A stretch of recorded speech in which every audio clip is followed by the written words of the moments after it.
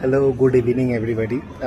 এখন এই মুহূর্তে আমি রয়েছি এই হচ্ছে আমার পেছনে নেতাজি সুভাষচন্দ্র বোস ইন্টারন্যাশনাল এয়ারপোর্ট।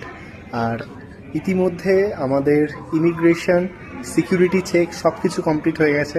আমি আপনাদের আগের ভিডিওতে বলেছিলাম যে এই পর্বে জানাবো যে আমি কোথায় যাচ্ছি অ্যাকচুয়ালি। আমি যাচ্ছি চায়না ট্রাভেল করতে। আমার লাইফে ফার্স্ট টাইম আমি এয়ারপোর্টে এসেছি, ফার্স্ট টাইম এরোপ্লেনে চড়বো বা ফ্লাইটে চড়বো, আর ফার্স্ট টাইম কোনো ইন্টারন্যাশনাল কান্ট্রি ট্রাভেল করছি, তাও আবার চায়নাতে। আমাদের ফ্লাইট হচ্ছে সন্ধ্যা 6:55-তে। এখান থেকে আমরা প্রথমে যাব ঢাকায় নামবো, এবং দেন ঢাকা থেকে আমাদের ফ্লাইট রাত 11টায় টুয়ার্ডস গুয়াংজো, চায়না। গুয়াংজোতে আমাদের ফ্লাইট আমাদেরকে নামাবে ঢাকা থেকে, যেটা আছে সেটা।